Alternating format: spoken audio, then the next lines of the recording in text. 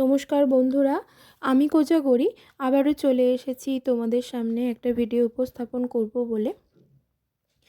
আজও আমি গতদিনের মতো এই যে আজ রটন্তী কালী পুজো, কীভাবে আজকের দিনে তোমার জীবনের বা তোমার যিনি শত্রু বা শত্রুতার হাত থেকে মুক্তির উপায় আজ রটন্তী কালী পুজোর দিন তুমি যদি করতে পারো রাত্রেবেলায়, তাহলে তুমি ভীষণভাবে উপকৃত হবে। বন্ধুরা, আমাদের জীবনে সত্যি কথা বলতে এটা যেটা একেবারেই দৃঢ় সত্য কথা, সেটা হলো বন্ধুর থেকে শত্রু অনেক গুণ বেশি। তুমি যদি ভালো কাজ করতে যাও, তাতে দেখবে লোক কিন্তু খুব পরিমাণ বাঁকা চোখেই দেখবে। তার মানে তিনি শত্রু তোমার, তিনি তোমার ভালো চান না। এটাই হলো দৃঢ় সত্য কথা। তাই বন্ধুরা, তোমার মনের মধ্যে পজিটিভিটিটাকে কাজ করিয়ে আর বড় মায়ের ওপর আস্থা বিশ্বাস, অর্থাৎ তারা মা, মা কালীর ওপর আস্থা বিশ্বাস রেখে আজকে এই রটন্তী কালী পুজোর দিন তোমার জীবন থেকে শত্রুতা থেকে মুক্তির যে উপায়, তার জন্য সহজ কতগুলি টোটকা ক্রিয়া বলবো। তবে যে টোটকা ক্রিয়াগুলি তুমি করবে, কারোর খারাপ চেয়ে করো না, এতে কিন্তু হিতে বিপরীত হয়। কারোর খারাপ চাওয়ার দরকার নেই, শুধু মায়ের কাছে মনস্কামনা এটাই করো যে যে তোমার খারাপ করে চলেছে বা যে করতে চলেছে, তুমি যাকে চিনতে পেরেছো যে তোমার করছে, তাকে মা সদ্গতি দিক, তিনি যেন আর তোমার জীবনে না কোনো ক্ষতি করেন। এইটুকুই। তুমি এটা তোমার মনের মধ্যে রেখো না যে যে তোমার ক্ষতি করছে তারও তুমি ক্ষতি করো। এই জিনিসটা রাখাও ভুল, মনে ভাবাও ভুল। যে করছে করুক, কিন্তু সে যেন আর মায়ের কৃপায় তোমার কোনোভাবে কোনো ক্ষতি না করতে পারে। ঠিক আছে? তুমি তোমার দিক থেকে বড় মায়ের কৃপায় ঠিক থাকো। কারোর খারাপ চেয়ে এই ক্রিয়া করতে চেও না। তোমাদের সাথে শত্রুতা থেকে মুক্তির উপায় কতগুলি টোটকা টিপস তো আমি শেয়ার করবই। তো চলো তার আগে একটু ইন্ট্রোটা দিয়ে ফেলি। বন্ধুরা, আমি ওমের মা চ্যানেলে তোমাদের আবারও সুস্বাগতম। আশা করি সকলে খুব ভালো আছো, সুস্থও আছো, আমিও আছি। বন্ধুরা, আজ তো মহা ধুমধামের সহিত সব জায়গায়, প্রায় দেশে বিদেশে প্রায় সব জায়গায় রটন্তী কালী পুজোর উৎসব উদযাপন করা হচ্ছে। মাঘ মাসে অমাবস্যার ঠিক আগের দিন রটন্তী কালী পুজো উদযাপিত হয়। সেগুলো আমি কেন হয় গত ভিডিওগুলিতে তোমাদের সাথে ডিটেলসে আলোচনা তাই আজকে আর ডিটেলসে কিছু বলছি না। আজ শুধুমাত্র যেগুলো জানাবো শত্রুতা থেকে মুক্তির উপায়। ঠিক আছে? তবে মনের উপর পজিটিভিটি রেখে কাজগুলো করবে, আর কারোর খারাপ চেয়ে করতে চেও না বন্ধুরা। কারোর খারাপ চেয়ে করলে কিন্তু এতে হিতে বিপরীত হয়। কারোর খারাপ চাওয়ার দরকার নেই, শুধু তোমার মনের মধ্যে মানসিকতাটা এটাই রাখো, যিনি বা যে তোমার ক্ষতি করছেন, যিনি তোমার শত্রু, যিনি তোমার ক্ষতি করছেন, তিনি তোমার ক্ষতি করা বন্ধ করে দিক। ভগবান তাকে সদ্গতি দিক, বড় মা তাকে কৃপা করুক, তার মাথা থেকে এই খারাপ চিন্তা দূরীভূত হোক। ঠিক আছে? অত্যন্ত সহজ পদ্ধতি। প্রথম যেটা বলবো, এর জন্য লাগবে একটি ভোজপত্র, লাগবে একটি কাজল, একটি পেরেক। ঠিক আছে? ভোজ্যপত্র যেটা, সেটা সমস্ত দশকর্মার দোকানেই পাওয়া যায়, একটু বড় টাইপের হয়। আর লাগবে একটা কাজল আর একটা পেরেক, লোহার পেরেক। কি করতে হবে তবে, তাই তো? আজকে রাতে করতে হবে। আজ রাতে যখনও করতে পারো। আজকে রাতে অর্থাৎ অমাবস্যা পড়ার পর, মানে আজকে রাত্রে করতে হবে, যখন অমাবস্যা পড়ে যাচ্ছে তারপর ওই যে ভোজ্যপত্রটি বললাম, ওই ভোজ্যপত্রটিতে তোমার যে শত্রু আছে, তুমি যাকে মানো যে তোমার অহরহ ক্ষতি করে চলেছে, তার নাম তুমি লিখে দাও। ওই যে কাজলটি কিনেছো, সেই কাজল দিয়ে লেখো। কাজলটি ওই পেরেকের যে সোঁচালো জিনিসটা আছে, জায়গাটা সোঁচালো জিনিসটা দিয়ে কাজলটি দিয়ে তার নামটি লেখো। দিয়ে একটি ভোজ্যপত্রে একটি শত্রুরই নাম লেখা যাবে। হ্যাঁ, তোমার যদি মনে হয় তোমার জীবনে 2 কি 3টে শত্রু আছে, তাহলে তুমি ভোজ্যপত্রটিকে কেটে কেটে 3 ভাগ করে নাও। যদি তোমার জীবনে একজনই থাকে তো একজনেরই নাম লেখো। ঠিক আছে? তবে একটা ভোজ্যপত্র যেটা তুমি কেটে রাখলে, তার মধ্যে কিন্তু একজনেরই নাম লেখা যাবে। নামটি লিখে তুমি রেখে দাও ঠাকুর ঘরের সামনে।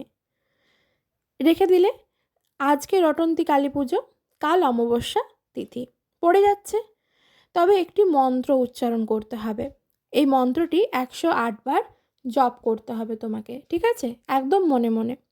মন্ত্রটি হলো ওং ভগবতে রুদ্রায় নামা, ওং ভগবতে রুদ্রায় নামা, ওং ভগবতে রুদ্রায় নামা।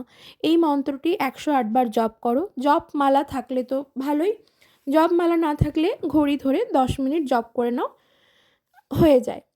আমি এইভাবেই জপ করি 108 বার জপ করতে হলে। মন্ত্রটি জপ করা হয়ে গেলে তারপর তুমি মনে মনে বলবে, যেটা বলতে বলছি এটাই বলবে, যে ওই শত্রু যেন কোনো ক্ষতি তোমার আর করতে না পারে। তুমি সেখানে কি বলবে, যে মা, এই যে তুমি যার শত্রুটা, যে শত্রুর নাম বলেছো, ধরো রাম শ্যাম যদু মধু কেউ একটা, ওই যে শত্রু, মানে মা, রাম যেন আমার আর কোনো ক্ষতি করতে না পারে, যেন পরাজিত হয়।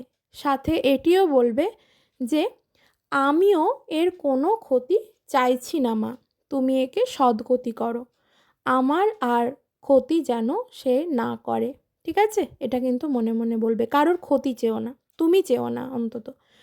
তারপর ওই ভোজ্যপত্রটি গুটিয়ে তোমার ঘরের যে কোনো জায়গায় তা একটি কাপড়, কালো কাপড় নেবে, কালো কাপড় করে মুড়ে লুকিয়ে রেখে দাও, সেখানে যেন কারোর চোখ না পড়ে।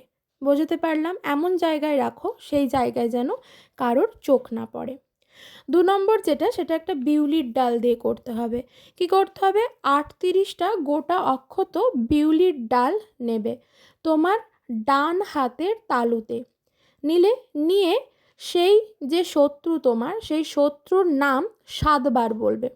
7 বার বলবে। 7 বার বলা হয়ে গেলে তারপর মনে মনে তুমি, ধরো তোমার ওই শত্রুর নাম রাম, আমি একটা এক্সাম্পল দিলাম, সেই রামের নাম তুমি 7 বার করলে, রাম রাম রাম রাম, এইভাবে ডান হাতে বিউলির ডালটা, 38টা বিউলির ডাল রেখে তুমি সেই শত্রুর নাম করবে 7 বার, 7 বার বলবে।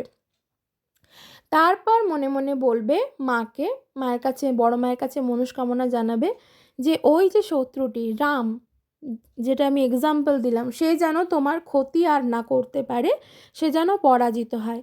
আর সাথে আবারও এটি বলবে যে আমিও এর কোনো ক্ষতি চাইছি না মা, তুমি একে সদ্গতি করো।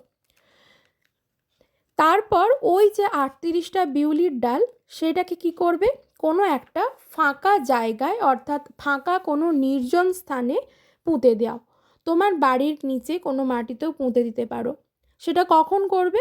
সূর্য উদয়ের আগে, যখন সূর্য উঠবে তার আগে, অথবা সূর্যাস্তের পরে, সূর্য যখন ডুবে যাবে তারপরে। বিউলির ডালটি, সেই যে 38খানা বিউলির ডাল তুমি পরের দিন মাটির মধ্যে পুঁতে দেবে। সেটা কখন করবে? হয় তোমাকে করতে হবে সূর্য উদয়ের আগে, মানে ভোরবেলায়, আর নয়তো বা সূর্যাস্তের পর। বুঝতে পারলাম? তবে সকলের চোখ এড়িয়ে, চোখের আড়ালে ওই জিনিসটি পিছন, মানে পুঁতে দেবার পর, যখন পুঁতে দেবে মাটির মধ্যে, তারপর আর পিছন দিকে তাকাবে না, পিছন ফিরে না তাকিয়ে ডিরেক্টলি চলে আসবে তোমার বাড়িতে।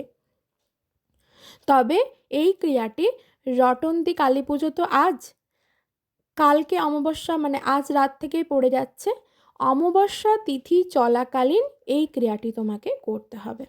বোঝাতে পারলাম? যে কোনো সময় করতে পারো, তবে অমাবস্যা তিথিটি তখন চলতে হবে। তার এইটা করার পর পরপর 2টি যে শনিবার আসবে, এইটাকে একইভাবে রিপিট করো।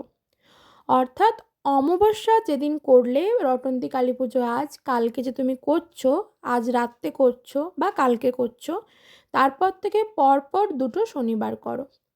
হ্যাঁ, যদি তোমার একটা শনিবারের মধ্যে কোনো বাধা হয়ে দাঁড়ালো, অসুবিধে নেই, আবার সেই শনিবারটা বাদ দিয়ে পরের শনিবার করো। এইভাবে প্রথম থেকে 3 দিন করতে হবে। বুঝতে পারলাম? একটা তো করেই ফেললে, আর 2টো। বুঝতে পারলাম? এইভাবে করো, তুমি দেখবে শত্রু নাশ হবে। মানে তোমার জীবনে শত্রুর কোনো কাজ আর থাকবে না, তোমার সাথে কেউ শত্রুতা কোনোদিনও করতে পারবে না। 3 নম্বর যেটা, সেটা হলো 7খানা গোমতী চক্র নেবে। আর একটি লাল সরু মার্কার পেন নেবে। এটা তো বইয়ের দোকানে পেয়ে যাবে, আর গোমতী চক্রটা যে কোনো দশকর্মার দোকানে পেয়ে যাবে। 7খানা গোমতী চক্র আর একটা লাল সরু মার্কার পেন। ওই গোমতী চক্রে ওই সরু লাল মার্কার পেন দিয়ে সেই শত্রুর নাম লিখতে হবে। তোমার জীবনের যে শত্রু তার নাম লিখলে, তারপর এই অমাবস্যা তিথিতে সেটিকে যে কোনো অশ্বত্থ গাছের গোড়ায় পুঁতে দাও। তুমি একটা ডাল দিয়ে খুঁচিয়ে অশ্বত্থ গাছের তলাটা মাটিটা তুলতে পারো, বা বাড়ি থেকে কিছু একটা নিয়ে যাবে, হাতা বা খুন্তি বা চামচ, যাতে করে তুমি একটু খুঁচিয়ে তুলতে পারো। সেই অশ্বত্থ গাছের গোড়ায় মাটির মধ্যে শত্রুর নাম লিখে সেটা পুঁতে দাও। সেটাকে কি করতে হবে, পুঁতে তো দিলে, তারপর তোমার নিজের ডান পা, তোমার যে ডান পা মানে রাইট লেগ যেটা, তোমার ডান পা দিয়ে 7বার চেপে দাও ভালো করে। পুরো পাটা দিয়ে, পুরো গোড়ালি দিয়ে না বা সামনের দিকে দিয়েও না, হ্যাঁ, পুরো পাটা দিয়ে 7বার চেপে দাও। আর মনে মনে তুমি কি বলবে, মায়ের কাছে মনস্কামনা এটাই জানাবে মনে মনে সেই একই জিনিস। ওই যে একটা সেই যে শত্রুর নাম এক্সাম্পল স্বরূপ তোমাদেরকে বললাম রাম, যে রাম যেন কোনো ক্ষতি আমার আর করতে না পারে, মা সে যেন পরাজিত হয়। আর সাথে তুমি কিন্তু সাথে সাথে এটাও বলবে যে মা আমিও তার কোনো ক্ষতি চাইছি না, তুমি তাকে সদ্গতি করো, সে যেন আমার জীবনে আর কোনো ক্ষতি না করতে পারে।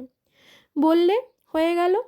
তারপর বাইরে তো এই ক্রিয়াটা করলে, কারোর সাথে কোনো কথা না বলে সরাসরি বাড়িতে চলে আসো। তবে বাড়িতে ঢোকার আগে পাখানা তোমার ডান পায়ে করে তো চিপেছো, পাগুলো ধুয়ে নেবে। যখন বাইরে ক্রিয়াটা করবে কারোর সঙ্গে কোনো কথা বলবে না, বাড়ি ফেরার সময়ও কারোর সাথে কোনো কথা বলবে না। বাড়িতে ঢুকে তুমি মায়ের কাছে, তোমার বাড়িতে নিশ্চয়ই মায়ের কোনো চিত্রপট বা আলেখ্য বা বিগ্রহ বা মূর্তি কিছু তো থাকবে, সেখানে প্রণাম করো, দিয়ে একটা ঘিয়ের প্রদীপ দিয়ে আরতি করে নাও, ব্যাস। তারপর তুমি বাইরে বেরো। এই ক্রিয়াটি করো, হাতে নাতে ফললাভ করবে, বড় মায়ের কৃপা লাভ করবে, ভীষণভাবে উপকৃত হবে বন্ধুরা, ভীষণভাবে কার্যকরী। তবে কখনোই কারোর ক্ষতি চেয়ে করতে চেও না। সকলে খুব ভালো থেকো, সুস্থ থেকো, সাবধানে থেকো।